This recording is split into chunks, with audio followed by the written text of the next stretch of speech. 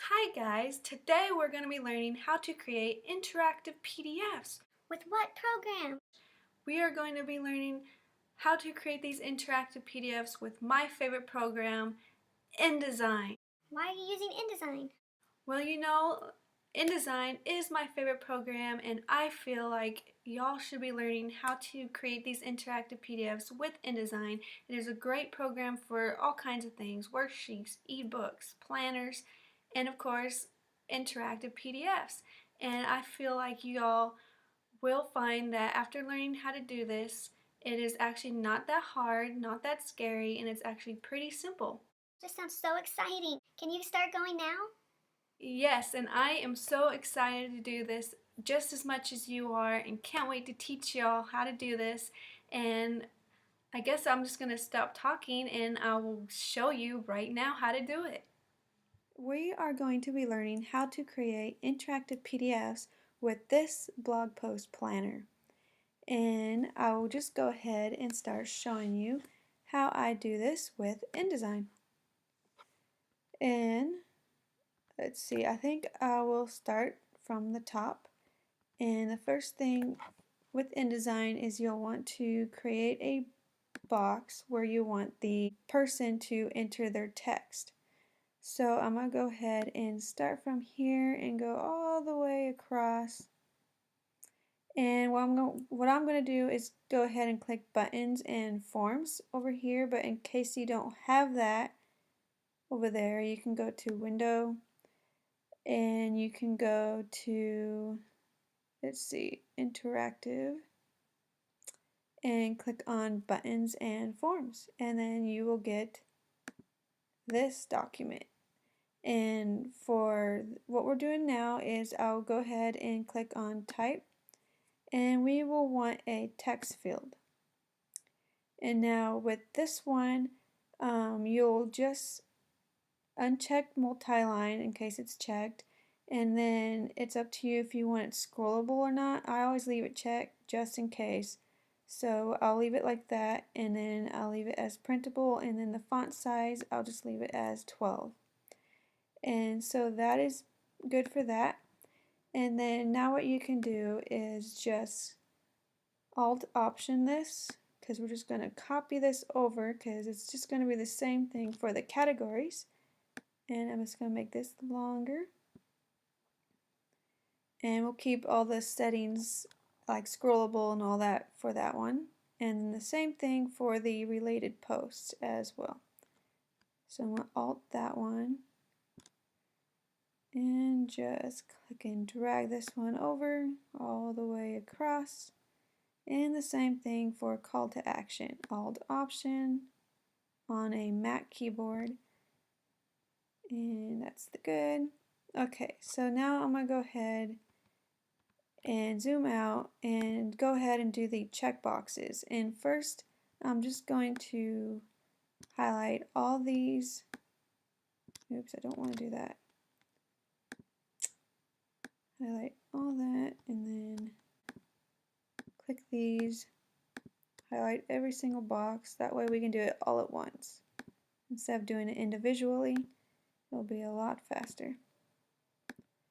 Same with these, all the way down.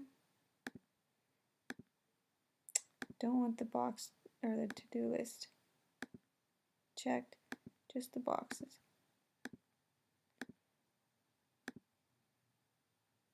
Okay, so now we'll go to Buttons and Forms, and I will click on Checkbox.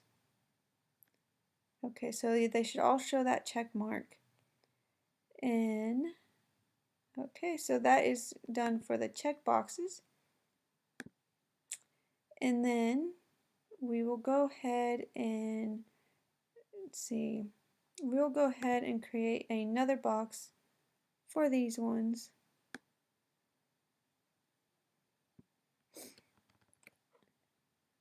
And go ahead and do this individually. Okay, and then I'll go to Buttons and Forms again, go to Text Field, We will leave that just the way it is. Font size 12, good. And then Alt Option, drag down to this. And then you can make sure they have it by looking for that checkered. Okay, so now that we have all these finished, we are going to head on over to the main points and pictures, and we will just, how about we will just drag these over, or Alt and Option. That way it's already completed for us. And I'll go ahead and just put this on there like that. And we'll just keep doing that until all of these are done. And we can match it up with the other side and just keep doing that.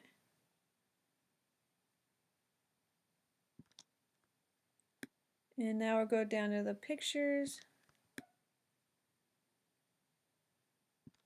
And for the pictures, these ones need to be a little bit smaller. So just drag down.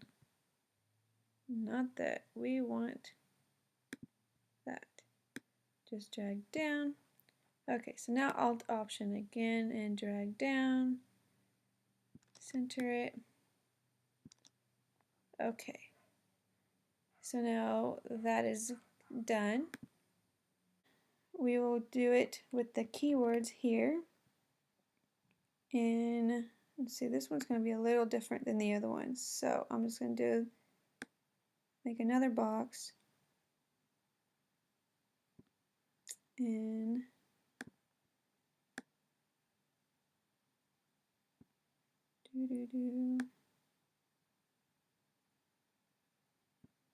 let's see, that's good. So I'm going to go to buttons and forms, do text field again. And then for this, I want the multi-line checked.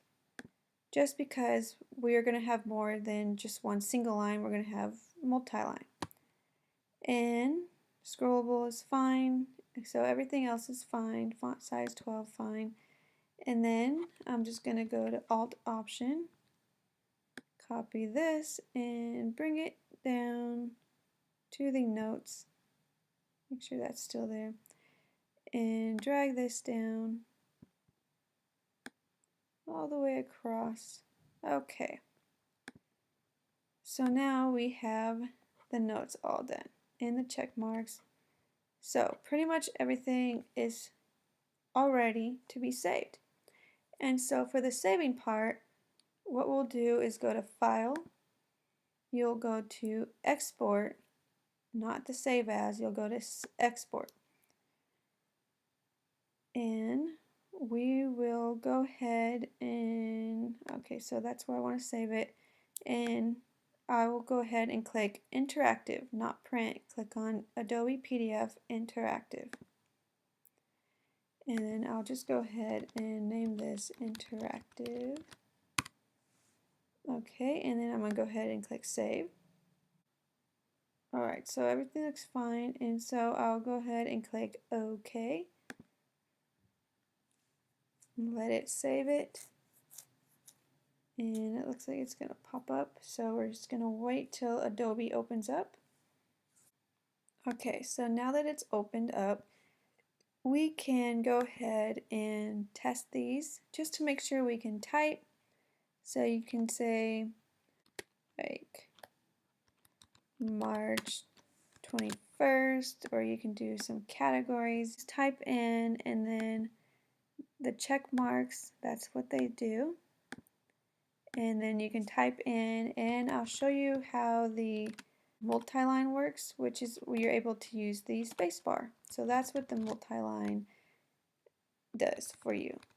If you didn't have the multi-line checked, you wouldn't be able to click the spacebar. It wouldn't let you.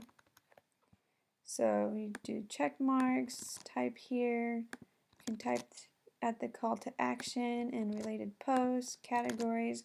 So everything works, and that is exactly what you do to create an interactive PDF with InDesign. It is pretty cool, and it's always how I create my interactive PDFs, and I hope you really enjoyed learning how to create interactive PDF.